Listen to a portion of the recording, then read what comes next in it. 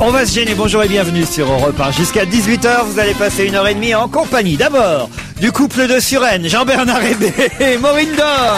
Oui. Les doyens de l'émission aujourd'hui, car Jean-Bernard et Maureen, vous aurez la lourde tâche d'aider trois petits nouveaux à démarrer aujourd'hui dans cette émission. Un journaliste que les auditeurs d'Europe 1 connaissent bien, Jean-Pierre Montanet. Bonsoir. Deux humoristes. Alors, un humoriste, on peut dire qu'il a une tête d'humoriste. En tout cas, c'est ce que Maureen Dor lui a dit juste avant qu'on démarre cette émission. Jérôme Daran. C'est vrai. Bonjour, bonsoir. Et un humoriste qui n'a pas une tête d'humoriste, Willy. Bonjour. Oui, alors là, t'as pas Bonjour.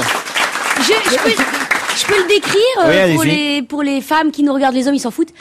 C'est un espèce de très beau gosse qui avait 15 cm de plus pour être mannequin. T'es un peu trop petit pour être mannequin, non? 1m64, ouais. Trop petit, beaucoup trop alors, petit. Chez Z. La particularité de Willy, pour ceux qui l'ont entendu sur d'autres ondes, c'est qu'il a une voix aussi agaçante que la vôtre, Maureen Dor. Il y a une sérieuse concurrence, là, ouais. C'est lui qui a une voix de fille. On peut résumer comme ça, ouais. Ça commence fort. Tu vas déraper. Alors oui, déjà, celui qui est à côté de moi, le journaliste, je veux pas l'entendre. Je lui ai demandé de me prêter 80 centimes. Ouais. Il a même pas voulu. Non mais c'est pas vrai, j'ai été doublé par un autre journaliste qui a été plus prompt que quoi à sortir un Mieux euro payé, d'appel. un journaliste Ouais. mieux payé, tout simplement. Moi, Voilà. j'ai pas envie de passer pour un radin d'entrée dans cette émission. Mais t'es journaliste de quoi? Bon. Allez-y, Jean-Pierre Montanet. Je suis reporter à 7 à 8. Vous pouvez décliner votre CV, mais vous avez longtemps été ici. Et j'ai été pendant 15 ans à Europe 1, grand reporter et reporter. Et pas correspondant aussi. Si, correspondant à Lyon. Correspondant à Lyon. Je croyais qu'il allait dire correspondant de guerre à Bagdad, correspondant à Lyon. Voilà. Mais alors, quand tu dis que t'étais grand reporter, ça veut dire que t'as été en Auvergne, Non, j'ai été en ex-Yougoslavie, à Sarajevo, en Tchétchénie, au Rwanda. Ah, on rigole moins là. Oui, oui, Centrafrique. Ah, Je vais m'acheter un short, là. Oh, un short, c'est pas la peine, franchement. Oui, c'est vrai, un Un pantalon short pour elle, ça fait un pantalon long. Bon, enfin voilà, il est humoriste en tout cas, Willy, hein, et Jérôme Daran aussi. Désolé. Bah écoute, j'espère que tu vas être aussi drôle que t'es beau. Hein. Ok, la pression est haute, mais je vais Et Loa, j'espère que tu vas être aussi drôle que tu es moche. Je rigole, Jérôme. C'est hilarant. Mais qu'est-ce que vous lui avez donné à la petite aujourd'hui? Elle est Pour qu'elle soit remontée remontée comme une pendule, ça. là. C'est-à-dire que pour une fois que tout le monde la laisse parler, elle s'en donne, mais alors elle en profite, c'est la fin de la saison. Non, puis Vas-y Maureen, lâche Non, puis tout. Jérôme Daron n'est pas du tout moche. Bon, en tout cas, je n'ai pas de mail, évidemment, pour les trois nouveaux, Montanet, Jérôme, Daran ou Willy, mais il y en a pour vous, Jean-Bernard Hébé. Ça, je me doute. Il y en on a va toujours finir pour la vous. saison en beauté. Coralie Alors, qui nous envoie un cher mail vieux con. pour nous dire non, c'est Quand Coralie, pars-tu c'est celle qui voulait que vous l'hébergiez Je avec. l'héberge, mais elle m'a pas envoyé sa photo. Alors ni celle de sa mère. justement, elle dit, Coralie, monsieur Hébé, vous étiez un de mes chroniqueurs, un de mes chroniqueurs préférés, mais hélas, depuis mon dernier mail, cela a changé. Pour héberger quelqu'un, il vous faut sa photo. Heureusement que je n'ai pas demandé la vôtre pour vous écouter. Oui, c'est Et voilà. vrai. Mais la seule différence, c'est que vous n'êtes pas obligé de vous réveiller avec moi, tandis que moi, je serais obligé de boire mon thé en face de vous. Ah, Donc, il vaut mieux que j'ai la photo. Quelle équipe, plein de nouveaux aujourd'hui. En tout cas, je constate que Jean-Bernard Hébé s'accroche, il est toujours là, on attend toujours qu'il soit drôle. Bon bah. Ah non, mais ça, vous pouvez attendre encore longtemps. Ça fait 40 ans que c'est pas le cas, ça va pas changer aujourd'hui. Cher Laurent, j'ai testé hier soir quelque chose de super. Notre télé n'ayant momentanément plus de son, nous avons regardé le match sur TF1 avec les commentaires d'Europe 1. Eh bien, c'était super, les commentaires de Giroud. Bah oui, pour être moi-même hier soir présent dans le studio où on pouvait regarder le match et entendre ici à Europe les commentaires de Giroud. C'est vrai que c'est bien, génial, Giroud. Il faut écouter Europe 1 et regarder le match à la télévision sans le son. C'est la meilleure des solutions. Giroud, c'est le meilleur. Il y a pas à dire. D'ailleurs, j'étais bien content de pas entendre Jean-Michel Larquet hier parce qu'il m'aurait déprimé. Je suis sûr après le premier but espagnol. Il devait faire moins le fier à la fin du match, Jean-Michel Larquet quand même. Hein. Je sais pas, vous commencez tout de suite avec le foot. Déjà, en les entendant parler dans le couloir, les nouveaux, je me suis dit qu'il y avait 3 remplaçants pour Jean-Luc Lemoyne. Il y a pourquoi vous vous intéressez que au football? Parce que Voilà, hier on soir peut pas quand même, ça- attends. Ouais. Mais ça non, va, le c'était- plongeon de haut vol, le patinage de vitesse, Oui, mais quand c'est le cas, hier Le soir, sudoku, c'était ouais. la France est de bonne humeur. Mais la écoutez, alors je vais tout vous avouer. Ouais. Parce que vous me cassez tellement les pieds avec votre football insupportable qu'hier, j'ai commencé la soirée normalement, je dînais, puis à un moment, j'entends des hurlements dans le jardin en face de chez moi. Alors j'ai voulu savoir ce qu'il On y avait avait. retrouvé le cadavre de votre épouse. Mais non, pas du tout. Pas du tout. Alors j'ai cherché à savoir et brusquement, la personne qui était avec moi me dit « Ah, ça doit être le foot. Alors effectivement, j'ai ouvert la télévision et c'était juste après l'entracte. Vous dînez pas avec des cons, hein. La mi-temps. Ah oui, c'est la mi-temps. Voilà, c'est ça. Après l'entracte. Et j'ai regardé pendant une demi-heure. J'ai trouvé que c'était plutôt pas mal. D'abord, ils sont Elle plutôt était vieille, beaux, les non mecs.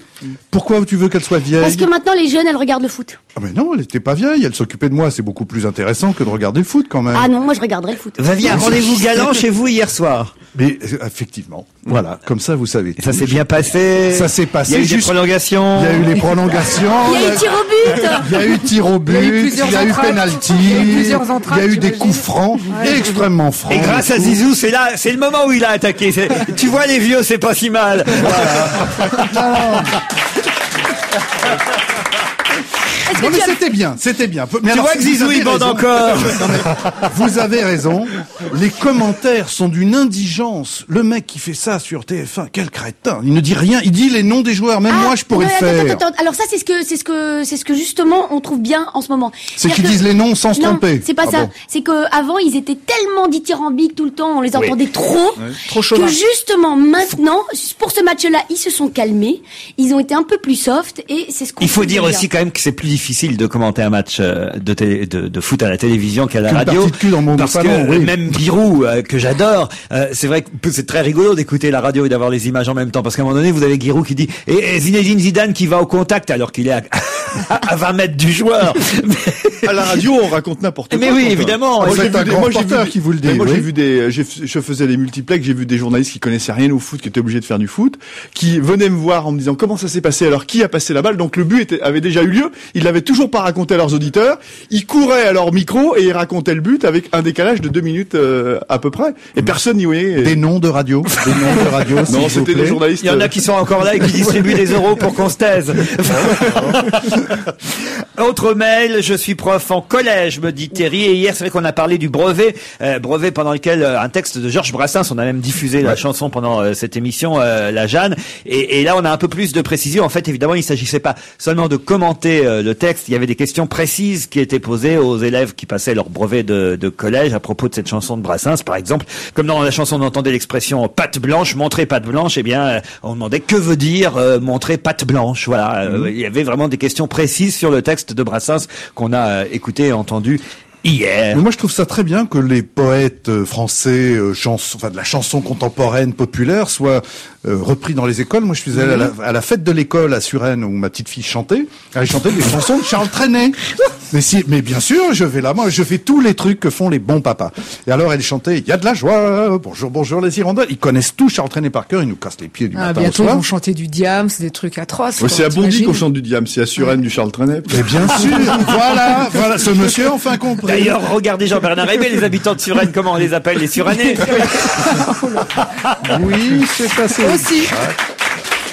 Dans votre émission d'hier, j'ai entendu traduire le petit sigle qu'on s'envoie par texto LOL par Lots of Love. Alors d'abord, notre auditeur n'a pas bien écouté car tout de suite, on avait effectivement rectifié auprès de Roger Zabel qui pensait que ça voulait dire Lots of Love en disant que ça voulait dire Lots of Laugh. Et pas du tout, ça veut dire Lot of Loud, L-O-U-D, qui signifie rire à gorge déployée. Voilà ce que ça veut dire. LOL, qu'on met sur les petits textos. Rire à gorge déployée. Laughing out loud, rire à haute voix. Exactement. Voilà la traduction. Les petits lol. J'ai 26 ans, je m'appelle Jennifer. J'ai été choqué par le fait que vous moquiez du prénom Jennifer hier dans l'émission.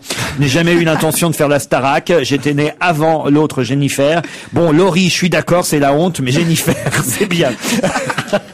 Bon, voilà, ça c'est les deux petites filles qui avaient fait une fugue, enfin deux adolescentes qui avaient fait une fugue, qui voulaient aller au Japon et qui justement envoyaient des SMS, c'est relié à l'information précédente, régulièrement à leurs copines, et c'est comme ça qu'on a pu suivre leur parcours. Mireille Mathieu, elle a fugué au Japon depuis un moment déjà.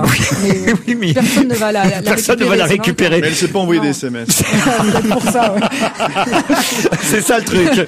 Le LOL, elle connaît pas. J'ai aussi le feuilleton des tongs. Vous savez, je sais pas pourquoi. Ça fait 15 jours que ça dure. On a commencé à parler du succès des tongs. Oui. Je peux vous dire, on vous a déjà dit pour la Belgique comment on disait tongs quand même. Allez-y. Des clapettes. Au Vietnam, on dit les yep, par exemple. Alors, tous les pays du monde nous envoient maintenant leur traduction de tongs. C'est la chaussure la plus portée au monde. monde, la tongue. C'est vrai? Ah oui. La preuve, vous avez aussi les Stunklettes, ça c'est dans le Nord, les ch'tis qui disent les Stunklettes. Et en Corse, en Corse on appelle ça les tongs flingueuses. Mais je pense que là les auditeurs commencent un peu à inventer. Je vous propose de démarrer cette émission en musique, et plutôt pas mal en musique avec les reprises de Laurent Voulzy. Il y a tout un papier aujourd'hui. C'est formidable. C'est formidable. Formidable, j'ai des petites réserves quand même. Des petites réserves parce que on l'a accueilli à la télévision, Voulzy, et c'est vrai qu'on a fait des tas de compliments sur cet album de reprise. C'est plutôt très très réussi et très très très bien. Mais il y a quelques chansons qu'il a un peu trop Voulzifiées, c'est-à-dire des trucs un peu trop, ça devient, vous voyez ce que je veux dire? Non, pas vraiment, mais ça va dans le sens du poil. Il a fait du Voulzy. Il a adapté les chansons à la Voulzy. Il y a des chansons, on aime bien qu'elles restent un peu rock'n'roll, et quand d'un seul coup elles deviennent un peu trop, ouais. Bon, voilà. Au niveau du vécu, on peut avoir un exemple parce que par exemple, ça c'est très très bien et très réussi, le duo avec Souchon, une reprise de Simon & Garfunkel, c'est pas mal ça quand même. Non. Comment ça, non? Je suis un immense fan de Voulzy, mais ça ne sert à rien. Laurent, mauvais point. Pourquoi? Pas Laurent Ruquier, Laurent Voulzy, mauvais point. Parce que quitte à refaire un chef-d'œuvre comme ça, autant faire une nouvelle interprétation avec une traduction française, une nouvelle orchestration. Si c'est pour refaire un copier-coller, refaire la même chose, ce qu'il vaut mieux garder Simon & Garfunkel. C'est une compile de ses chansons préférées. Moi, plus elle ressemble au vrai, mieux je me porte. Eh ben, écoutez le vrai. Ça fait découvrir aux gens. Moi, je la connaissais pas, par exemple, cette chanson. Faut sortir un petit peu. Je n'ai pas ton âge.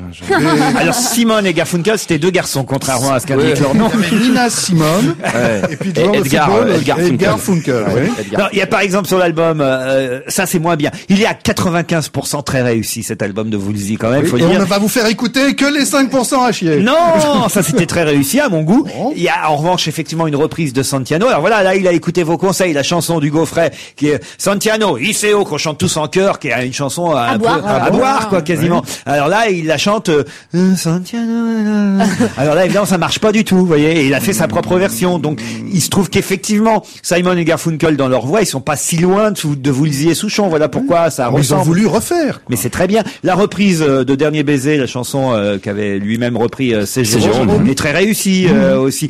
Très réussie aussi la chanson de Brigitte Bardot sur la plage abandonnée. Très bien aussi. Oui, mais parce que c'est une interprétation, ce n'est pas une recopie. Moi j'ai très peur pour les facultés mentales de ma mère, qui m'a dit j'ai acheté le nouveau Voulzy, j'adore ces nouveaux titres. Ah oui, mais forcément c'est que des vieux.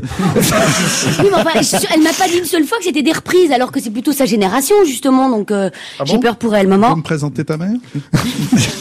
Enfin, ma mère, je vais quand même vous raconter un truc. Elle est assez championne pour dire des trucs bizarres. Faut vraiment que ce soit bien pour que ça nous intéresse. Parce que on s'en fout. Hein. C'est donc de mère en fille qu'on dit des choses bizarres. Oui, c'est un peu de mère en fille qu'on dit des trucs. Par exemple, elle dit à Jérôme, mon compagnon donc français, elle dit mais vous en France, vous avez beaucoup plus de viande que nous. Vous avez le rhum steak, vous avez l'onglet, l'échalote. Ah oui, pas mal. Elle est belge aussi, donc. Elle est belge aussi, ma maman. Oui, surtout. Oui, très gentille. C'est bien ça. Et je vous emmerde. T'as bien fait, hein? Ah non, c'est une belle famille, manifestement. Gentille, une famille gentille, un peu concon, mais gentille. Non, mais ça nous fait plaisir en même temps. L'album des reprises, évidemment, des meilleures blagues de Maureen Dor à paraître pour la saison prochaine. On se retrouve après la pub.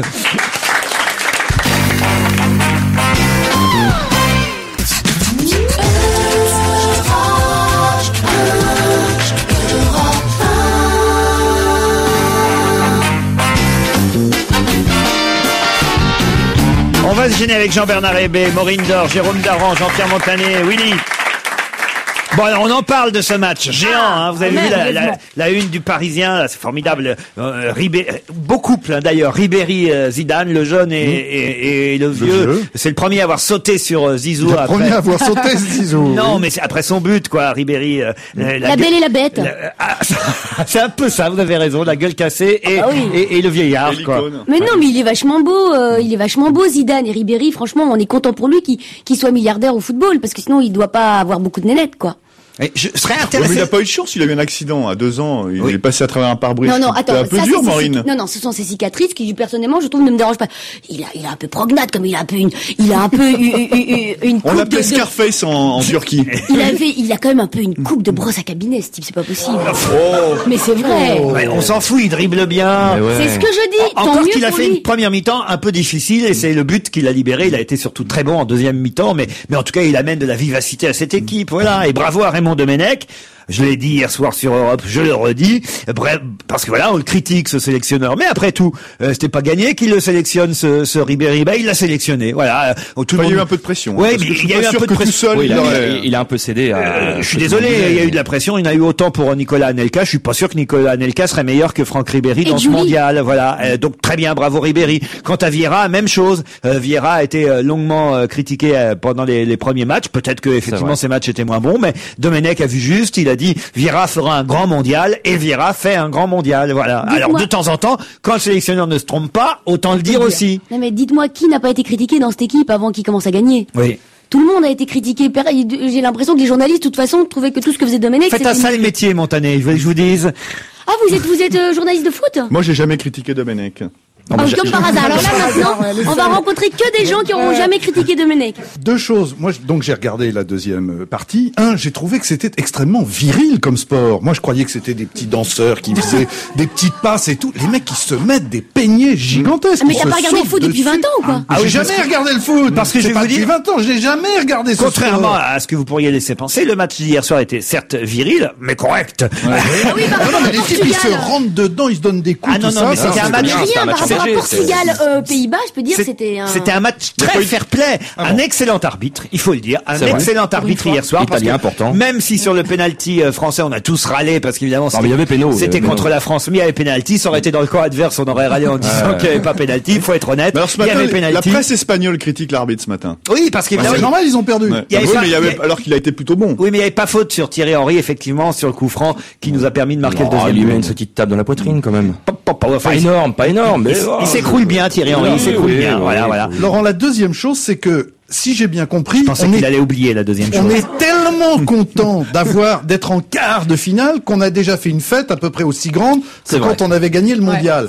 Qu'est-ce qui va se passer? Je veux dire, Jacques Chirac va nous faire un infarctus de la myocarde en disant ça y est, je suis réélu, il va se représenter, il va prendre Domenech. De toute façon, je vous l'ai dit hier, Chirac va se représenter. Oui, Domenech Premier ministre, Zidane ministre de la Culture, on est bien parti. Non, il y en a un qui doit se sentir pas mal, c'est de Villepin, parce qu'on l'a comparé à Domenech, et là il doit se dire je vais me refaire la cerise.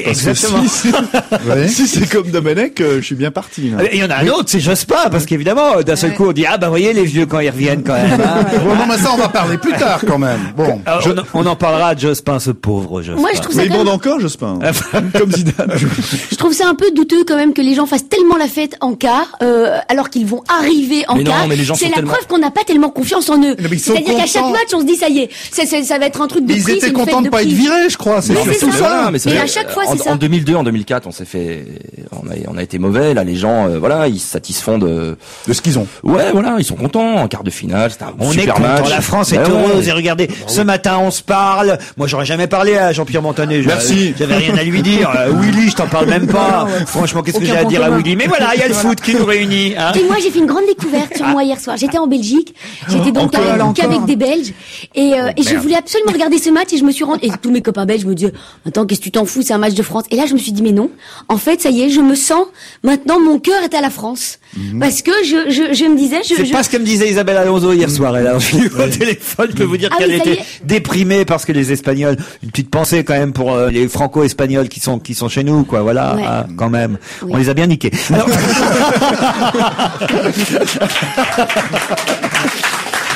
Ah non, c'était un super match. Moi, je suis de bonne humeur aujourd'hui. Regardez, je suis prêt à vous écouter. Je suis prêt à... C'est vous dire. Vous savez, les tests que Sarkozy devrait faire passer aux gens pour voir s'ils se sentent français ou pas, pour voir si après ils auraient la nationalité, on devrait les faire regarder un match dont avec leur pays d'origine contre la France.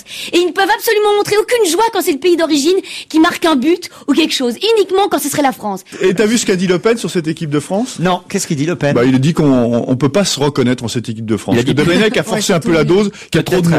Peut-être a-t-il exagéré la proportion de joueurs de couleur. Voilà. Bon, c'est vrai que mais que finalement, il aimerait bien que cette équipe il a dit ça hier, hein, maintenant. Et qu'il marmonnait la Marseillaise, que Zidane ne la chantait pas, que Fabien Barthez ne connaissait pas. En plus, Le Pen, ce qui est terrible, c'est qu'il a qu'un œil, il voit que la moitié du terrain. Quand on va lui dire qu'il y en a 3 aussi à l'avant. Mais moi, j'ai traversé Paris hier à Barbès, hein. qui est un quartier haut en couleur de Paris, je peux vous dire qu'ils étaient pour la France et qu'ils étaient très chauds. Bien sûr, moi je me fous de savoir la couleur des... Moi aussi, c'est quand même une question que je me pose. Quand on regarde par rapport à tous les autres grands pays, d'accord, que ce soit l'Allemagne, que ce soit l'Espagne, l'Italie, la France est le seul France, pays... terre d'accueil, madame. Oui, voilà. Oui, mais voilà. Alors expliquez-moi, c'est-à-dire pourquoi, est-ce que c'est le seul pays où il y a autant de gens... Parce qu'on a des colonies. L'Italie aussi en a eu, je trouve ça très bien, ça n'a rien à voir. Mais regarde, Cruyff ce matin, autant Le Pen dit il y a trop de blagues dans cette équipe, et Cruyff il engueule le ministre de l'immigration hollandaise en lui disant il fallait naturaliser Kalou, qui est un joueur ivoirien, parce que Kalou il aurait fait du bien à l'équipe hollandaise. Et voilà. Alors il y a Le Pen qui dit il y a trop de noirs et Cruyff c'est il dit il y a pas assez de l'immigration choisie, ça. Hein. Là on en revient à Sarkozy, c'est l'immigration choisie. Mais je trouve ça très bien. Mais pourquoi est-ce qu'en Italie, pourquoi est-ce que les autres à ce point n'en ont aucun? Pourquoi est-ce qu'en Hollande il y en a aucun? Oui, mais Maureen, on a colonisé la moitié de l'Afrique, on a des territoires, des dom-toms, mais les Italiens, ils ont été un peu du côté de la Somalie. Mais non, mais c'est là aussi où on se rend compte quand on regarde. C'est la vieille histoire d'ailleurs, ils sont tous bleus. Bon alors, les bleus clairs à l'attaque, les bleus foncés. Bon, en tout cas voilà, vous allez regarder sérieusement ou pas ce match Montané? Très sérieusement, oui. Ouais. Je pensais qu'on allait gagner, donc c'est vrai que j'ai eu, après le penalty, je me suis dit que ça allait être dur contre les Espagnols, parce qu'on avait dit, les commentateurs disaient toujours, après l'heure de jeu, les Français ont un coup de pompe et ils sont, et Ribéry a marqué au bon moment, et ensuite, finalement, un peu comme le Portugal et la Hollande, on avait dit la fougue hollandaise contre le métier des Portugais, c'est le métier et l'expérience des Français qui ont fait la différence face à la fougue des Espagnols. Puis alors le coach espagnol n'a pas été très bon. Je suis pas sûr que c'était une bonne idée de faire remplacer 2 joueurs comme ça, un troisième dans la foulée. Il a été un peu arrogant, quoi. Mais ils étaient très arrogants, les Espagnols. Il paraît que ce type est le plus mauvais coach qu'on puisse imaginer. Et raciste en plus. Et puis il paraît qu'il est raciste, qu'il ne sert à rien, qu'il n'a aucune idée de. Mais Domenech est en train de devenir un saint, je vous le disais. Et puis la réconciliation Zizou-Domenech à la fin du match. Moi, j'attendais ça. J'étais là devant l'écran. Je voulais pas revenir au micro d'Europe parce que je me disais, je veux voir la sortie de Zizou après qu'il ait fait le tour du terrain. Qu'est-ce qui allait se passer? Et oui. Et Domenech, ils se sont regardés. Il lui a caressé la joue. Il lui a dit bravo. Il était content pour lui, Domenech. T'es content pour Zidane. Et ça fait plaisir à voir. On va y aller en finale. On va y aller. Regardez, demain, samedi, c'est le Brésil. Et alors? On les a niqués 3-0. Oui, il y a très longtemps. Il y a très longtemps. On a souvent gagné contre le Brésil. Et souvenez-vous, il y a 20 ans aussi, en quart de finale, pareil, on a gagné. Voilà. On les avait éliminés. Zizou était déjà là, non? Non, c'était Platini à l'époque, en 86. Et voilà, à l'époque de Platini, c'est pour ça. Si tu t'es arrêté au foot à l'époque de Platini, je me suis pas arrêté, j'ai jamais commencé. Mais Platini, c'est vrai qu'à l'époque de Platini, ils étaient gaulés comme des tickets de métro, les footballeurs. Mais c'est vrai, on disait d'un mec mal gaulé, il était gaulé comme un footballeur. Maintenant, Thierry Henry, il est beau. Oh là, ils ont des plaquettes de chocolat, c'est beau. Moi, j'attends la fin du match pour les voir se mettre torse nu. C'est limite racisme, les plaquettes de chocolat avec les joueurs blagues de l'équipe de France. Ce qui est marrant, c'est que Ronaldo Moi, ce que je préfère, c'est les noisettes.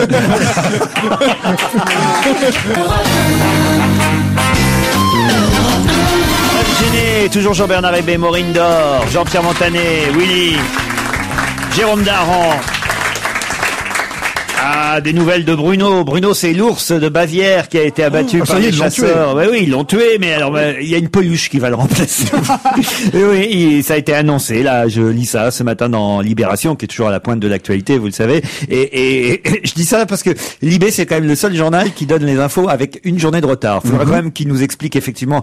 C'est normal manifestement, il y a un vrai problème au sein de ce journal. Je pense au football, par exemple. C'est que il y a 2 jours, on nous a annoncé, on a lu dans tous les journaux, que le gardien du stade de Leipzig voulait vendre aux enchères la porte dans laquelle, soi-disant, Zidane aurait donné un coup de pied. Donc on lit ça dans toute la presse. Libé n'en parle pas. Le lendemain, Libé donne l'info comme si c'était effectivement l'info du jour, alors que c'était déjà la veille. Sauf que le jour où eux, ils donnent l'info, Zidane a déjà démenti le fait qu'il n'a jamais donné un coup de pied dans la porte. Donc évidemment, si on donne les infos avec une 24 heures de retard, autant lire un gratuit, ça coûte moins cher. C'est pas gentil de tirer sur une ambulance comme ça. Déjà qu'ils vont pas très bien, mais c'est vrai qu'ils sont toujours à la bourre. Alors Bruno, il est mort, effectivement, et il y a une peluche. Ça, Libé est sur le coup de l'ours, manifestement. 2000 exemplaires d'une peluche vont être mis en vente dans les prochains jours. La peluche portera un petit nœud noir en signe de deuil. Et vous savez que l'ours Bruno, ils vont l'empailler, ils vont le mettre dans un musée. Ah oui? C'est absolument. Mais nous, on pourrait commencer à les fabriquer, les peluches, parce que Balou, il va bien prendre une balle dans la peau. Hein. Vous avez vu la une de Charlie Hebdo cette semaine? Non. Nicolas Sarkozy a retrouvé Balou et on voit Cécilia dans ses bras. Alors voilà, ça c'est aussi l'actualité du jour. Cécilia et Nicolas Sarkozy, après Londres, Venise! Ah, ça leur fait des mailles, ça. Et Ah oui! le week-end en amoureux à la une de VSD et en fait, le ministre de l'Intérieur explique qu'il va rien faire pour qu'on le prenne en photo, mais il va rien faire pour qu'on le prenne pas non plus. C'est un plan marketing, vous pensez? Pas du tout, c'est normal. C'est un être humain, il a des problèmes comme tous les hommes, comme toutes les femmes. Il divorce, il est cocu, elle revient, il est plus cocu, il est très heureux, il est malheureux. C'est un être humain, c'est formidable pour l'image d'un président. Ça le rend humain. Bien sûr, moi j'ai toujours dit que c'était une très bonne chose pour lui. Parce qu'il y a tellement de Français. Attendez, 50% des couples divorcent. Donc il est comme 50% des Français. Ça lui fera peut-être 50% des voix. Il est comme les électeurs. Comme les électeurs cocus. Voilà. Non, oui. Mais c'est bien. Non, moi je trouve ça plutôt bien. Et puis on n'a jamais des certitudes. On est aujourd'hui dans des couples qui n'ont pas de certitude. On se marie, c'est pour toujours. Et on croit que c'est pour toujours. Puis après c'est plus pour toujours. Puis on en retrouve une autre. Et puis la nouvelle qu'on a retrouvée, elle est pas terrible. Donc finalement l'ancienne était peut-être mieux. Et puis elle a changé d'avis. Puis on avait trouvé un autre. C'est la vie. Et le problème. Enfin c'est pas l'ancienne. Ah oui, moi j'en ai connu pas mal. Pardon. C'est pas l'ancienne qui se gondole à Venise. Hein. Anne Fulda. Ah, la journaliste du Figaro. Ah oui, elle est sous la couette avec avec 3 antidépresseurs. C'est vrai? Toute seule. Vous croyez vraiment? Oh la pauvre. Il faut penser à elle. Bien sûr, c'était une vraie histoire. Il l'a amené en bateau, c'est peut-être pour ça qu'il l'a amené D'où Venise. Et Lionel Jospin qui fait donc son comeback, son retour ce soir aux 20h de TF1, hier dans une tribune du journal Le Monde. Manifestement, voilà, il en a envie quoi. C'est Pépère veut revenir, c'est évident. Ah ben, comme quoi, il n'y a pas que des bonnes nouvelles. C'est quand même une catastrophe. Ah oui? Moi, j'ai été un immense jospiniste, donc je peux aujourd'hui en parler. C'est vrai hier, vous avez été un immense jospineur. Le Domenech de la gauche. Non, mais quand vous pensez, je veux dire que Ségolène, brusquement, ça l'auréole d'une modernité, d'une nouveauté, d'une intelligence. Elle a fait imploser le Parti socialiste qui aujourd'hui va nous ramener Papy, qui est parti au moment en pleine tempête. Où on en avait besoin. Donc ils sont durs, très dur d'ailleurs avec Ségolène Royal. Mais non, mais Jospin ne l'attaque pas lui directement, mais il envoie Claude Allègre, par exemple, qui ce matin sur une antenne a dit que Ségolène Royal ne saurait pas gouverner parce que lui il a su, Claude Allègre. Il a mis tous les profs dans la rue. C'est un mec qui peut donner des leçons, Claude Allègre. Ouais, puis en mammouth il s'y connaît. Non, franchement. Et puis voilà, le plein emploi. Il faut donner du dynamisme à la France. Jospin, il a eu 5 ans pour le faire. Quand même, il a réussi, on l'a vu. Ils ont raison, plus ils tapent sur Ségolène, plus ça va marcher. C'est extraordinaire. Comme l'imbécilité de ce Parti socialiste, et pourtant Dieu sait s'il n'est composé que de gens intelligents. Un par un. Mais dès qu'ils sont ensemble... Et puis il l'attaque sur les trucs qu'il faut pas. Par exemple, Daniel Vaillant, qui est aussi un des lieutenants de Jospin, dit Lionel Jospin, lui, il n'est pas dans le cosmétique, c'est un homme d'État. Il n'est pas dans le cosmétique. Tout ça parce que c'est une femme et Ségolène Royal. Et qu'elle s'est fait lifter. J'ai entendu dire qu'elle s'est fait limer les dents, ça oui. Comme Mitterrand. Elle s'est fait limer les dents comme Mitterrand. Mais alors lifter, je te jure, elle aurait disparu pendant 1 mois au moins. Vu qu'elle aurait été gonflée, bleue et tout ça. Tu sais de quoi tu parles. Jospin, il ferait mieux d'y penser, lui, parce que c'est plus possible. À la limite, l'entendre, mais on peut plus voir, c'est un vieillard. Zidane est jeune à côté de Jospin. Mais Laurent Jospin, il prend pas de risque. Les universités d'été, c'est à La Rochelle. S'il prend un taquet, il a juste un pont à traverser pour la retraite. Oui, il va sur l'île de Ré.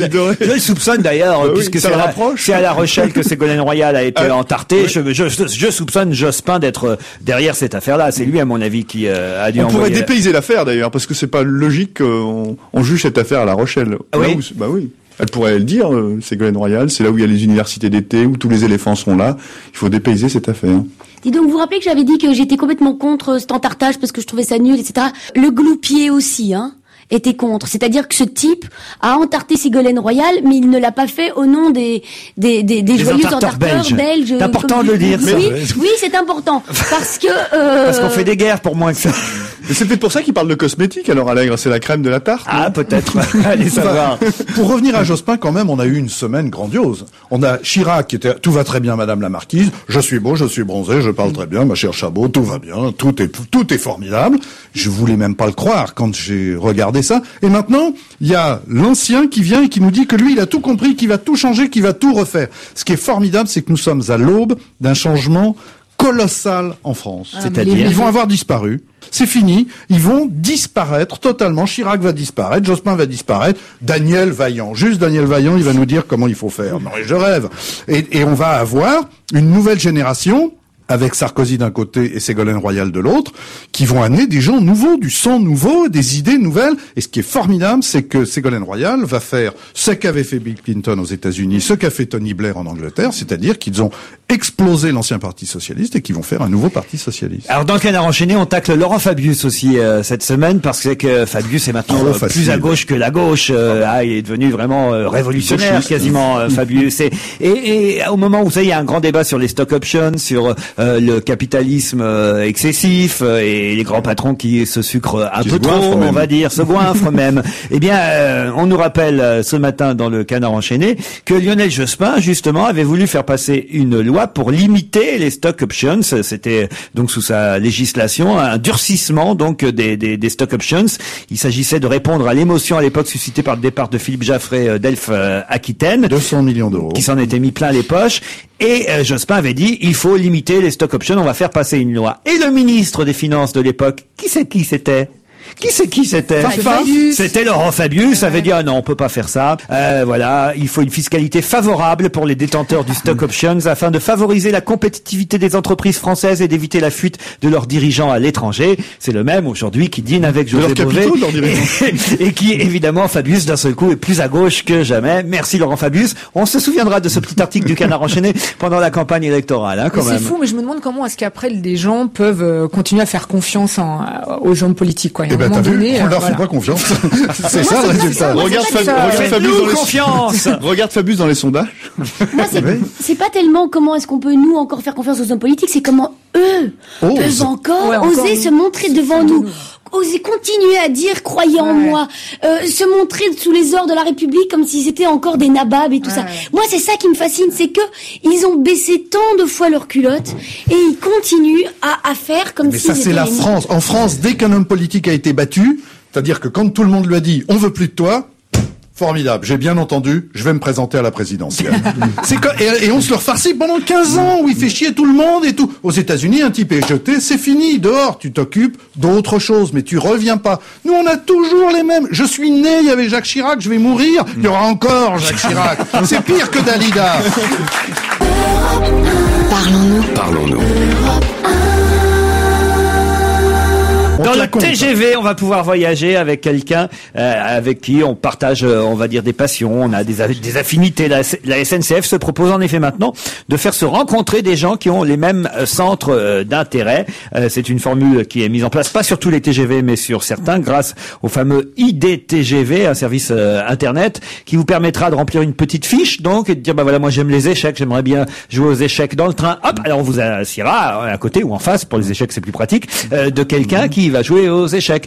Moi, j'aurais envie d'avoir des conseils, je sais pas, en management. On va vous asseoir à côté d'un manager. Tu te rends compte, sur Paris-Marseille, il y a un wagon entier de mecs du FN. Non, mais ils veulent pas aller plus loin et faire carrément des wagons pour les enfants. Déjà faire famille avec des enfants, exactement. Ou pour des gens qui sentent bon des pieds. Parce que moi, à chaque fois, je suis à côté d'un mec qui enlève ses godasses en me disant, oh, je sens plus mes pieds. Oui, alors que moi, oui. Et c'est chiant, quoi. Mais ça, tu pourras le dire. Ça, je mettrais, voilà. Je veux quelqu'un qui sente bon des pieds. Alors, voilà, on va faire des petits critères. Alors, vous, c'est... Moi, les pieds. Les pieds. Donc, quelqu'un qui ne sent pas des pieds. Voilà. Bon, parfait. C'est tout. C'est tout. Le reste, je m'en fous. Vous, Jean-Bernard? Alors. Un mec qui connaîtrait Hank Williams? Non, pas du tout. Blonde, brune. On va trouver. Une vieille guitare. Non, pas du tout. Moi, une blonde, brune, rousse, avec des proportions. Non, ça marche pas. Interdit. Ça, c'est interdit. Non, les caractères sexuels sont bannis. Non, parce qu'ils veulent pas transformer les wagons en lupanar. Non. Quel dommage. On veut bien jouer aux dames aux échecs, mais... Justement, moi, je veux jouer aux dames.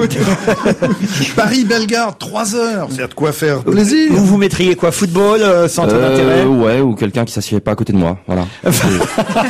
Non, mais par exemple, un petit téléviseur, comme dans les avions, un petit téléviseur au dos des sièges, ce serait formidable. De toute façon, vous parliez de relations un peu intimes dans les trains. Maintenant, dans les TGV, c'est plus trop possible, quoi. Parce que les préliminaires sont même pas finis. Vous êtes déjà arrivé à Lyon, donc c'est un peu couillon, quoi. Ah, vous êtes à 2 heures, quoi, pour les préliminaires.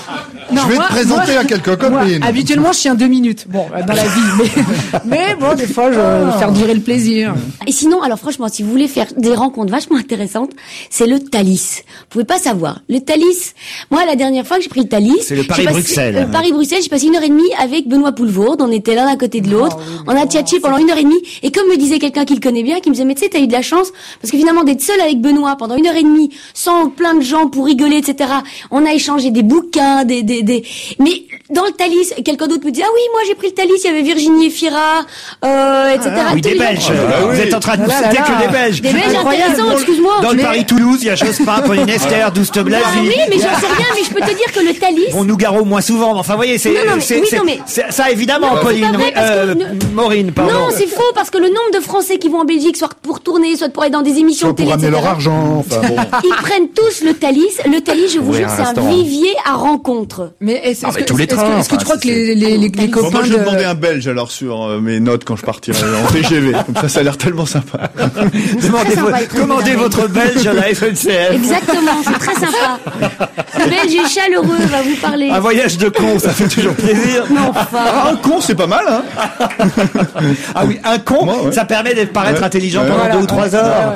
Le problème, c'est que si l'autre a fait la même chose et qu'on se retrouve à côté de lui. C'est pour ça que je suis là dans cette émission, ça vous fait croire que vous êtes intelligent pendant 1h30. C'est vrai, c'est vrai. C'est un peu facile. C'est bien d'arriver à...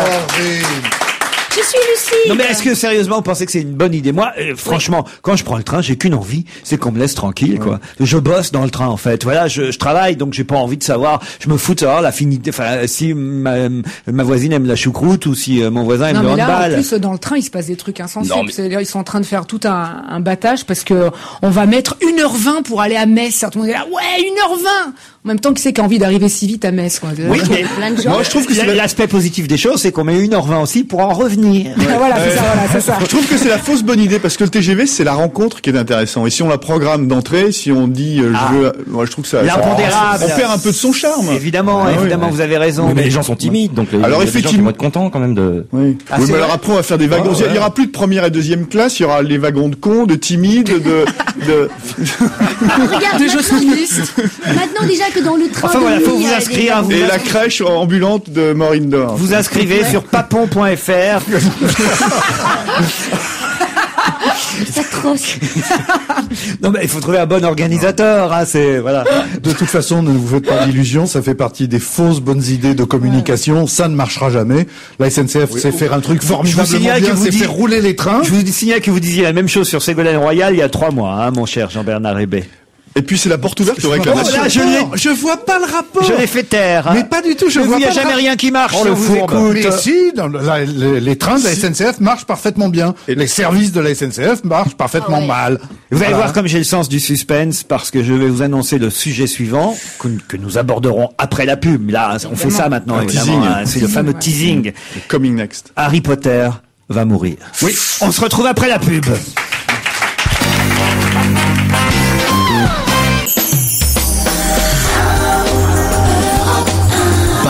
Parlons-nous.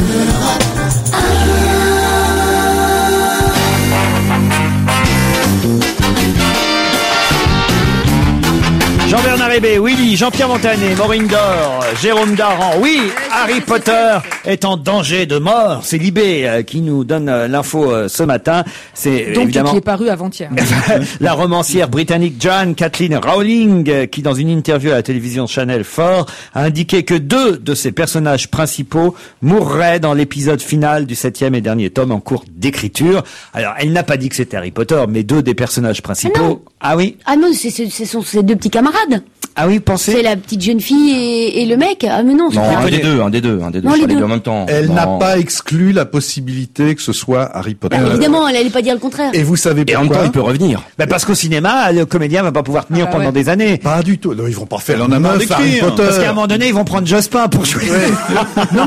Mais est-ce que vous savez pourquoi elle le sait si Harry Potter meurt ou pas? Parce que c'est elle qui l'écrit d'abord. Mais pourquoi? Il y a très longtemps. Parce qu'elle a écrit la fin Il y a 9 ans, Oui. en 1990, il y a 16 ans, elle a écrit la fin. Donc elle sait si Harry Potter va mourir ou pas. Moi, il y a quand même un mystère. Cette femme raconte toujours que elle a écrit les Harry Potter dans un bar, alors qu'elle avait un bébé tout petit. J'ai un bébé tout petit, je vais parfois dans les bars. Dites-moi comment vous écrivez. Avec un enfant à Vous qui n'emmenez pas le bébé, tout simplement. Non mais elle emmenait le bébé. Ah oui. Elle était avec son bébé. Mère indigne, elle emmenait racontait- ses enfants au café. Elle racontait qu'elle avait sa fille, qu'elle emmenait pendant toute l'après-midi dans un café, qu'elle écrivait pendant ce temps-là. Alors son enfant, qu'est-ce qu'elle en faisait? Elle lui mettait du bromure ou quoi dans son lait pour que l'enfant ne bouge pas, ne crie pas, ne vagisse pas, n'ait besoin de rien dans un café. Voilà, ça c'est toujours un mystère parce que moi j'essaye d'être un peu... elle. Voilà, tout simplement. Effectivement, des enfants bien élevés et vous écrirez tranquillement. Je suis sûr, vous avez bien réussi à écrire vos chansons, par exemple, de votre spectacle, Maureen Dor. C'est Il paraît vrai. que c'était très bien d'ailleurs, j'ai entendu plein d'échos. Ah, non, merci. c'est vrai. On en parle à l'international, hein. C'est vrai, c'est Non. un... Eh bien, si. En Belgique. En Belgique. Dans Thalys. Je pars pour une énorme tournée en Meurthe-et-Moselle. Naomi Campbell au tribunal. Alors, c'est une vieille affaire, hein, mais hier, elle était au tribunal de Manhattan, jugée sur des talons aiguilles de 10 cm, nous dit le Parisien, avec d'immenses lunettes de soleil, pardon. Soleil. Je parle très bien anglais. Soleil en anglais, hein, évidemment. Je l'ai lu dans The Sun. Et en tout cas, elle comparaissait devant le tribunal de Manhattan afin de réfuter les charges portées par son ancienne femme de chambre, qui accuse Naomi Campbell de lui avoir jeté un téléphone portable à la gueule dans un accès de rage parce que tout simplement cette femme de ménage ne trouvait pas les jeans que Naomi Campbell voulait enfiler et là ça a rendu folle de rage évidemment Naomi. Enfin, Il faut compléter l'information. ouais. Ah oui. C'est que, d'abord, vous voulez connaître le nom de sa femme de ménage, parce Non, que je on sais s'en tout. fout. Mais non, Anna Scovalino. Mais depuis hier, Une autre. nouvelle Une autre, information bah, évidemment. très importante, une autre qui s'appelle Gabby Gibson, Mais non, accuse également Ouais, Naomi mais pas- c'est Campbell. pas ça l'importance. L'importance, c'est qu'il n'y a même pas eu jugement parce que l'avocat a dit Elle va- qu'ils allaient trouver un arrangement. C'est vous dire comme elle est complètement Non, coupable. ils ont Naomi trouvé les Campbell. jeans. Tout simplement. Ouais, moi, je pense que comme elle vit dans une immense villa, elle avait dit à sa domestique, écoutez, si vous avez besoin de quoi que ce soit, donnez-moi un coup de téléphone. Voilà, Et paf, elle a obéi tout simplement Naomi. Il paraît que c'est une caractérielle totale. C'est bien si elle trouve un arrangement quand même. Non, moi je trouve pas ça bien. Bon, qu'elle aille en prison. Oui, soit elle a fait quelque chose qui est pas bien, et dans ces cas-là, qu'elle soit condamnée à quelque chose. oui, mais pas l'argent, que c'est-à-dire les deux qu'elle- autres pétasses là s'attaquent à elle parce qu'elle a un petit peu de sous pour la faire chanter et tout, c'est pas bien. Non, mais elle a dû aller à une soirée portable, on lui a filé un portable pourri, elle a voulu s'en débarrasser comme Jeter ça. un portable, c'est comment ça s'appelle? Un forfait. Géoportail et non pas portable cette fois. Tout le monde veut voir sa maison sur Internet. Hein, c'est l'Institut géographique national. Je l'ai vu. Ah oui? C'est génial. Ah, vu du dessus, hein? Oui, c'est T'as extraordinaire. réussi à te connecter? Moi j'ai essayé pendant 3 jours. Mais non, mais il faut aller sur Google. Moi, c'est Google. Ah qui ben fait tu que l'as fait ça. sur Google, mais c'est pas Oui, sur oui, c'est avec le portail. Minitel. Mais on s'en fout. J'ai vu ma baraque sur Google super bien. Mais oui, mais sur Google, tu le vois avec des gros pixels, alors qu'en France, le jour où ça marchera, parce que pour l'instant ça marche pas. Non, mais c'est que ça marche, mais c'est que tout le monde veut y aller en même temps. Mais oui, Ah vous savez combien ils ont prévu de visites par jour? Parce qu'il y a 17 ministères qui se sont occupés de ça. Ils sont vachement intelligents, ils ont prévu 1000 visites par jour. Alors évidemment, Et il y en a- et ils sont 3 millions à se évidemment, connecter. ça marche pas, ça bug. Bah, ils pouvaient pas imaginer qu'on voulait tous voir notre maison vue s'en du fout un dessus. peu, quand même. Ah en non, même on temps, pouvait pas ouais, imaginer. Non, Non, on s'en fout. se met on est devant. gauche. Surtout quand vous maison. habitez au rez-de-chaussée. Et surtout quand vous avez pas de maison. Mais non, c'est bien parce qu'on voit tout son voisinage. On voit de haut, on voit Enfin, le je le jardin. connais, du mon voisin. voisinage. Bah non, Bah je suis oui. désolée, je suis persuadée que tu sais peut-être pas qu'il y a un jardin privatif à côté de ton appartement que t'as jamais Il y en vu. a pas. Je le saurais, sinon je l'aurais pris. Non, moi je trouve ça super. Et par exemple en Belgique, eh bien, Ils ont fait géoportail. Non, à Bruxelles, Votre il y a- maison vue du dessous. non, à Bruxelles il y a pas. C'est drôle par exemple. On aurait retrouvé du trou plus vite.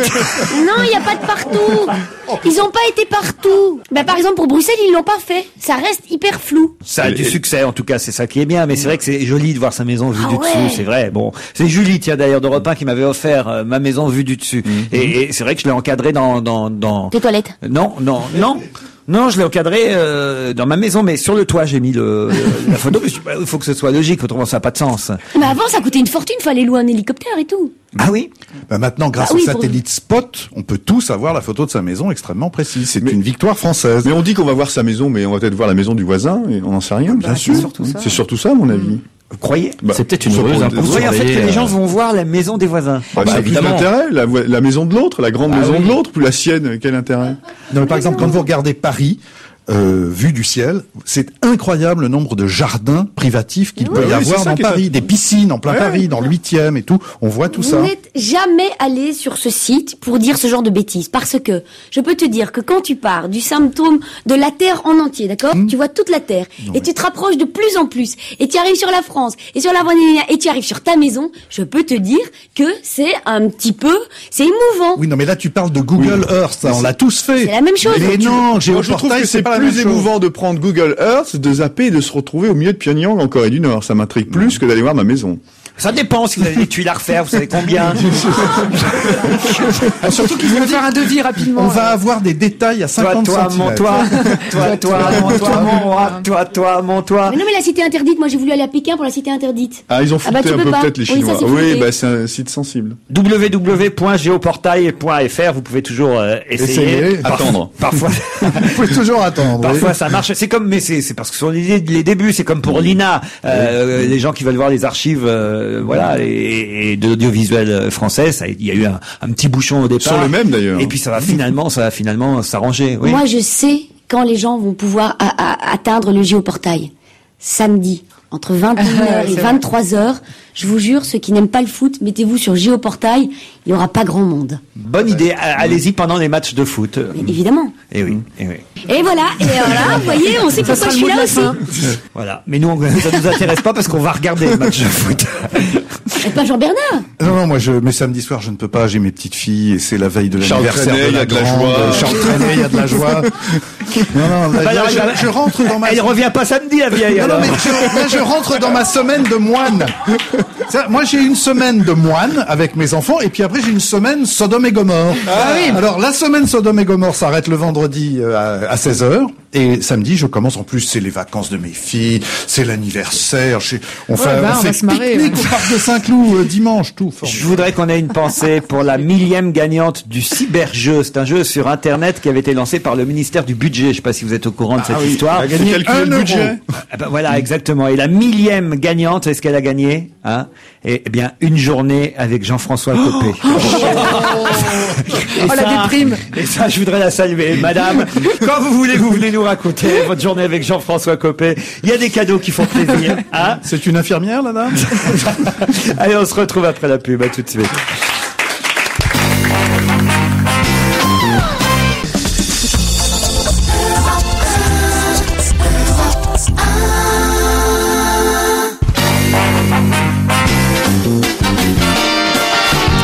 Jérôme Daran, Willy, Morinder, Jean-Bernard Hébé, Jean-Pierre Montanet et les chansons qui se ressemblent avec Serge Liado. Bonjour Serge. Bonjour Laurent, bonjour à tous. Aujourd'hui, vous nous comparez Lara Fabian et U2. Tiens, ça c'est assez étonnant, je veux dire. Mais Lara Fabian, c'est une piqueuse de... Chaque fois, j'ai l'impression que Lara Fabian... Serge, tu l'as déjà mise dans... J'étais sûr, Maureen, que tu allais t'en apercevoir. Oui, c'est vrai, c'était...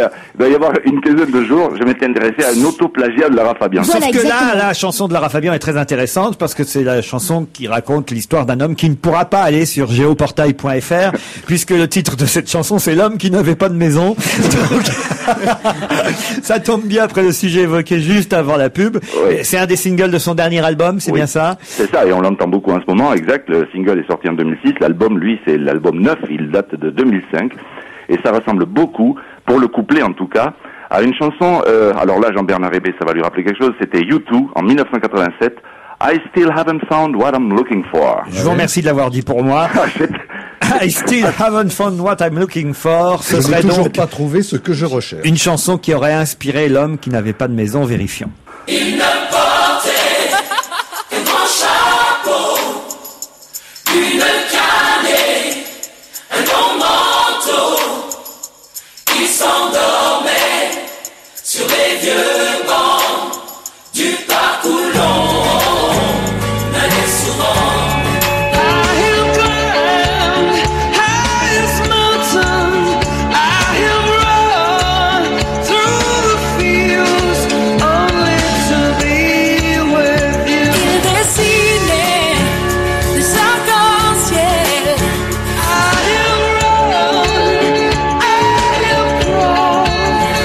Sur les meubles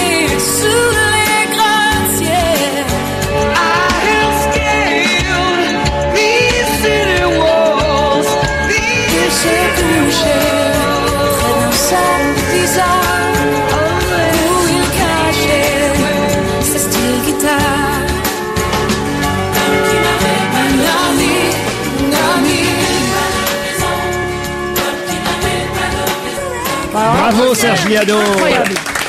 Ah oui, là, ça ressemble vraiment à un T'as an. grillé, Lara. Vous terminez en beauté, hein, je dois dire. Merci. En plus, j'ai rien contre Lara Fabian. Mais non. Là, c'est Nous Jean-Félix aussi. Lalanne qui a écrit la musique de ça. Qui a écrit la musique? Jean-Félix Lalanne. Jean-Félix Lalanne, dont le frère est actuellement en train d'être réanimé en Allemagne.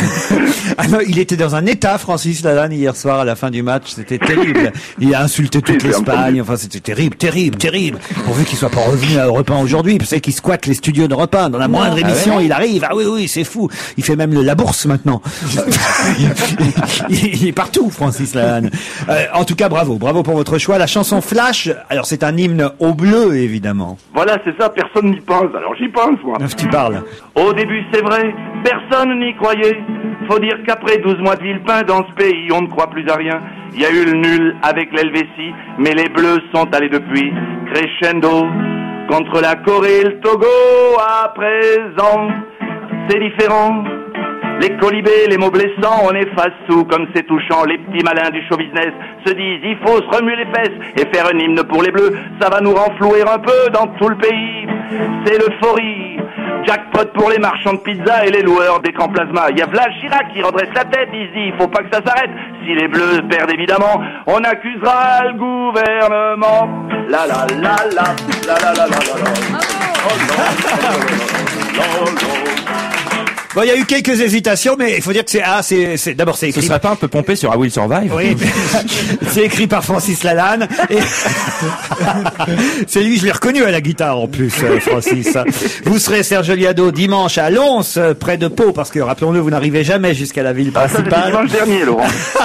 Ah oui, c'était dimanche dernier, ça, dimanche 25 juin. Eh bien, vous y serez encore, car devant le succès que vous avez connu là-bas, eh bien, vous avez décidé de prolonger. Ben alors, où est-ce que vous êtes? Non, ce soir, je suis dans le nord, à Édin. À Édin. Près d'Abbeville. Vous vous rappelez, vous m'avez dit, mais vous n'avez pas assez d'essence pour aller jusqu'à... C'est pas à la- Guigny, près d'Abbeville, plutôt. Ah, c'est Guigny. Ah, ben voilà, je me suis trompé, Vous voyez. trompez pas de ville. C'est votre femme qui vous souffle à Oui, côté? c'est la petite Marie, oui. Voilà, et ben, elle vous souffle mal, changez de femme. C'est fait. La la la la la la la la. Allez, à demain, Serge Liado. C'est vrai que ça nous met, revenons 2 minutes quand même sur cette victoire des Bleus, ça nous met dans une euphorie totale, quoi. On est, Villepin va être fou de joie, vous aviez raison de le dire, J'aimerais bien Montané. voir la tête qu'il fait quand il est fou de joie. Ça, on l'a jamais vu jusqu'à maintenant. On a vu, C'est une occasion. Et ouais. samedi soir, c'est sûr qu'on va louer. Je suis pas à Paris, moi, alors je vais louer un immense téléviseur pour regarder le match. Enfin, il faut.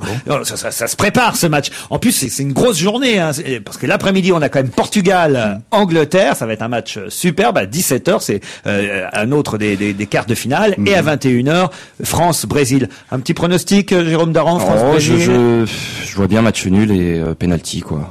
Non, mais surtout, moi, je voudrais dire que hier soir, c'était le plus beau match de tous les huitièmes. Ça a été le meilleur match, sincèrement. Oui, c'est vrai.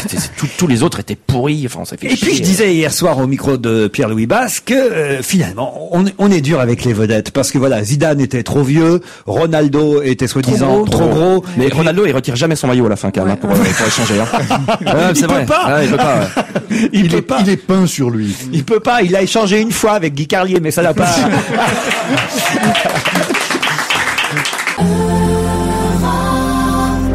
Parlons-nous. Parlons du grand transfert de l'audiovisuel de cette fin de saison, parce qu'il faut quand même le dire et prévenir tous ceux qui continuent à regarder des chiffres et des lettres sur France 2. Eh bien, désormais, ce sera sur France 3. Oh, c'est pas vrai! Voilà, ça change tout, là. Ouais. Alors, il faut. Ben si, quand même. Et ça- vous vous rendez pas compte comme c'est perturbant pour tous les vieux qui Bah oui. ont le doigt habitué Ouais. depuis des Ouais, années. parce qu'ils vont pas y penser, ils vont Non. écrire à France 2, qu'est-ce qui se passe, enfin, où est passé notre Romeshko. Voilà, Laurent Romeshko, que fait-il? Il va- Bertrand Renard change de terrier. On peut dire Agnès Boulin-Laprate ou je ne sais Et pas il change quoi. là. d'horaire aussi, non? il change d'horaire, Très maintenant c'est à perturbant, minuit. Je suis pas sûr qu'il change d'horaire. Non, ça va Non, être l'après-midi quand même encore. Et puis le jeu, bon, il y aura moins de lettres de l'alphabet. Ça c'est. Non mais c'est important quand même de le signaler quand même. Les chiffres oui. et lettres, c'est une des plus vieilles émissions qu'il faut. Bon, il y a d'autres changements. Hein. Le jour du Mais Seigneur. à Carolis, on lui a dit, il faut refaire les grilles. Donc il s'est dit, je vais commencer par des chiffres et des lettres. Ouais, le jour du Seigneur aussi change de chaîne. Non, le jour du Seigneur passera sur Al Jazeera maintenant. Il y a des émissions comme ça qu'on peut pas bouger de chaîne, hein, quand même, c'est compliqué. Et de jour, le jour du Seigneur, c'est compliqué Ouais. de changer. Évidemment, le dimanche. Le jour du Seigneur sur Pink TV, moi ça m'intéresse. Ah, ils ont du mal, hein, Pink TV. Hein. Ah, ils ont du mal. Ils ont besoin de sous, là, je crois. Il manque de fonds, ce qui est un comble. Ils n'ont pas atteint leur cible. Voilà. Nicolas Hulot, ce soir, lui, va à la rencontre des grands singes dans Ushuaïa Nature. Il va tout nous montrer sur les orang-outans, les chimpanzés, les gorilles, les bonobos aussi. Hein, les... Obsédés sexuels, hein, bonobo. Ah oui. J'ai fait un reportage sur eux, c'est... Racontez. J'avais été faire une bonne femme, une Belge, pour Maureen, qui s'occupe des bonobos à Kinshasa. Elle a un petit bout de forêt, elle s'occupe des bonobos.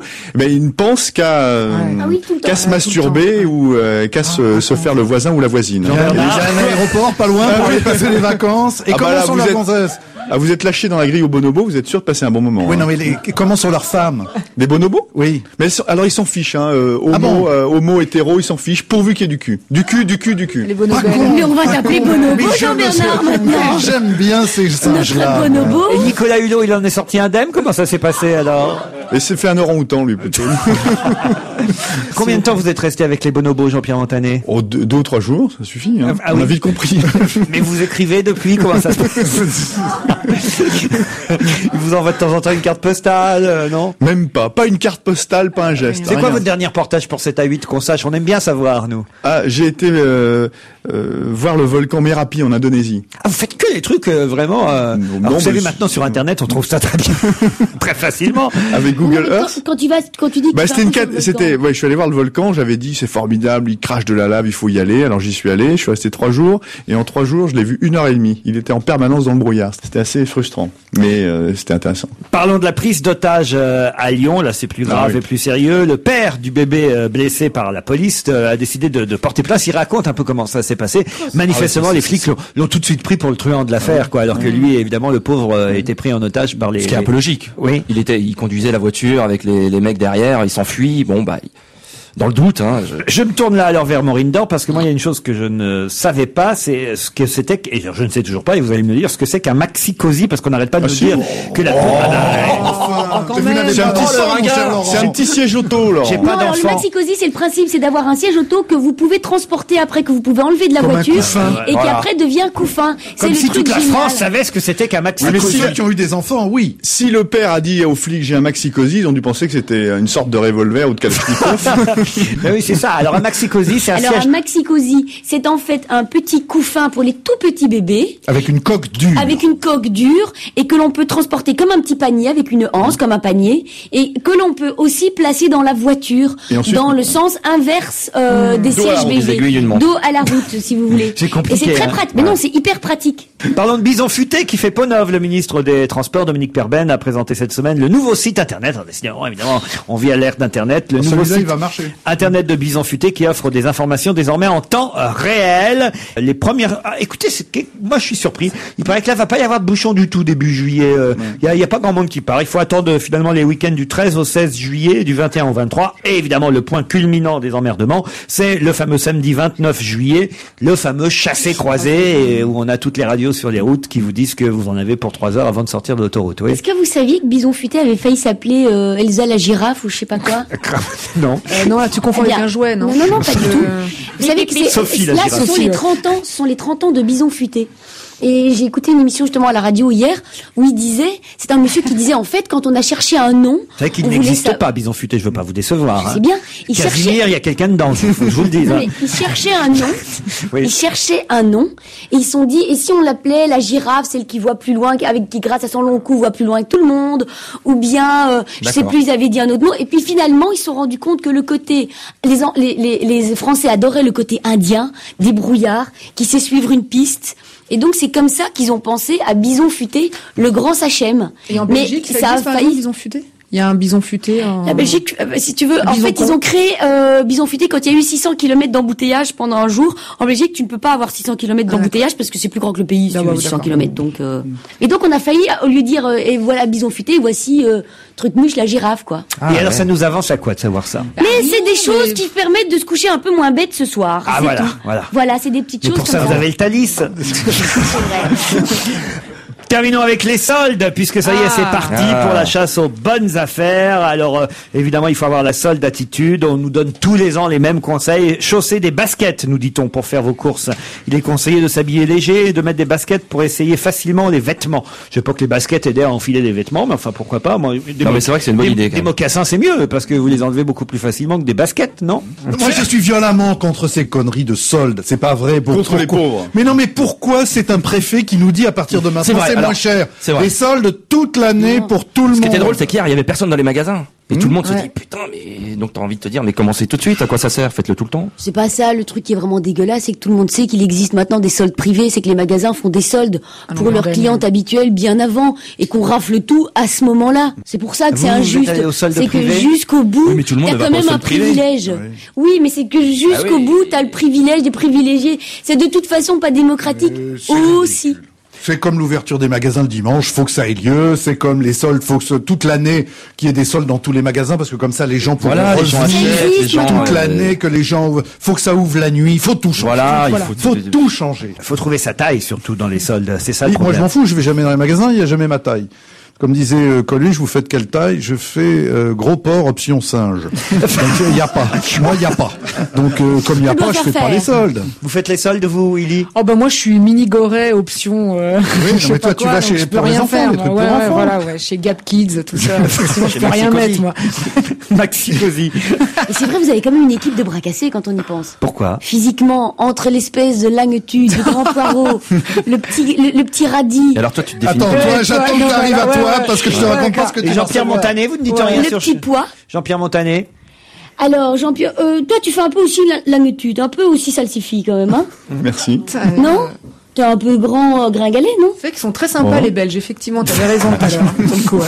On liquide ici, en tout cas. Je sais pas si c'est les soldes, mais on liquide. L'année prochaine, on aura des dates uniques, en tout cas, pour les soldes. Pour les chroniqueurs, je crois. Non. Ils viennent qu'une seule fois. Ils viennent une fois, au revoir, merci. Allez, j'ai encore une info avant de partir. On sait ce que sont devenus tous les enfants de Joséphine Baker, puisque la célèbre chanteuse aurait 100 ans aujourd'hui, la danseuse et meneuse de revue, celle qui avait adopté 12 enfants en tout, 12 au total. La plupart sont tous toujours vivants. Alors c'est assez rigolo de savoir ce qu'ils font aujourd'hui. Mais ils sont dans tous les pays maintenant. Ils ont chacun fait des parcours très différents. Louis le Colombien est devenu assureur. Jeannot est devenu jardinier. Il y en a un qui est retourné à Monaco. Il y en a une qui est inspecteur des impôts à Lyon. Kofi travaille dans un salon de thé à Buenos Aires. Jarry le Scandinave dirige un grand restaurant à New York qui s'appelle Chez Joséphine, en hommage à sa mère. Stelina, la plus jeune, est interprète, traductrice en Italie. Voilà. Et tous les enfants de Joséphine Baker s'étaient réunis ce week-end. C'est chouette. J'imaginais pas que de temps en temps ils se revoyaient tous ces gosses, parce que c'est vrai que on peut pas imaginer. Ils ont eu une mère extraordinaire qui continue à faire une carrière après sa mort, au moins aussi importante que celle pendant de son vivant. Il y a des comédies musicales, il y a des films qui se font. Ils vont rééditer ses disques et tout. C'était une femme absolument formidable. Moi, je l'ai connue. Ma mère l'habillait. Ma mère lui faisait des costumes. Des costumes de scène, justement, mais elle était déjà j'ai deux amours, tout ça, elle était plus toute gamine, et moi j'étais tout gamin. J'ai deux amours. Et alors elle avait son château, et elle faisait tout pour son château, pour récupérer de l'argent pour le château et pour les enfants. Les Milandes. Voilà, et c'est formidable que les enfants continuent à se voir, et elle a été une femme absolument formidable quand on sait qu'elle a commencé... Résistante. D'abord résistante, mais quand on sait qu'elle a commencé en dansant à poil avec un tutu en banane. Des trucs de coco. Voilà. Non, elle était torse nu, Elle faisait un truc avec ses yeux incroyable. Mais elle était belle, elle avait une allure formidable, elle était mieux que belle, elle avait de la classe, elle était extrêmement belle, et puis une résistante, et puis elle avait... lutté contre le racisme aussi. Absolument, c'était une femme vraie femme, quoi. 10 garçons et 2 filles de races et de religions différentes, elle les avait tous adoptés. Je crois que c'est au 10e que Jo Bouillon, son mari, en a eu marre et s'est tiré. Non mais vraiment, parce qu'il lui a dit, si tu me ramènes encore mais c'est la vérité. Oui, absolument. Jo Bouillon en pouvait plus, elle a dit, écoute, il faut que tu te calmes. Jo Bouillon, c'était son mari. Ouais. Et donc, à un moment donné, il lui a dit, stop, on arrête. Elle en a ramené un 11e et il s'est tiré. Et elle a continué toute seule. Et c'est Grace Kelly, la princesse de Monaco, qui a recueilli Joséphine Baker, qui était Joséphine Baker, qui était dans la déchéance la plus totale, parce qu'à un moment donné, ça ne marchait plus, elle ne chantait plus, et ça a coûté cher, évidemment. évidemment d'entretenir ce château et de nourrir ses 12 enfants. Elle a été chassée, expulsée du château. Elle s'est retrouvée à la rue. On voyait une femme âgée, une femme pauvre dans la rue avec des gosses, et c'est Grace Kelly, la princesse de Monaco, qui l'a recueillie et qui lui a offert un appartement là-bas dans la principauté. Et c'est ensuite quelques années plus tard qu'elle est remontée sur scène dans les années 70 à Bobino, bardée d'une combinaison de cuir rose. Elle est arrivée sur une moto, je crois, et il y avait non seulement tout Paris, mais toutes les stars mondiales à Bobino pour assister au retour de Joséphine Baker. 70, dans les années 70, elle devait avoir 70 ans, quelque chose comme ça. C'était un retour incroyable. Il y avait les Stones, les Beatles, il y avait la terre entière dans la salle pour le retour de Joséphine Baker, et elle est morte quasiment à la fin de la deuxième représentation. Voilà, elle est morte quasiment sur scène. Donc c'est une histoire incroyable que l'histoire de Joséphine Baker, et il y aura bientôt effectivement une comédie musicale et aussi un téléfilm joué par Sonia Rolland. C'est l'ex-Miss France, Sonia Rolland, qui va jouer Joséphine Baker. Ah, c'est pas une mauvaise idée. C'est formidable. Et en tout cas, c'est rendre hommage à une grande dame de la France. Voilà, vous dites toujours que je dis du mal de tout le monde. Non, quand les gens font des choses bien, je veux dire, cette femme a eu une vie exemplaire, et ça, c'est formidable. Elle chantait pas mal en plus. Vous me la faites, J'ai deux amours, Maureen, vous qui êtes la chanteuse officielle de l'émission maintenant depuis... Mais je connais juste la première. J'ai deux amours, mon pays et Paris. J'ai deux amours. Da, da, da, da, da, da. Ah, Willy voulait s'y mettre aussi? Non, surtout pas, non.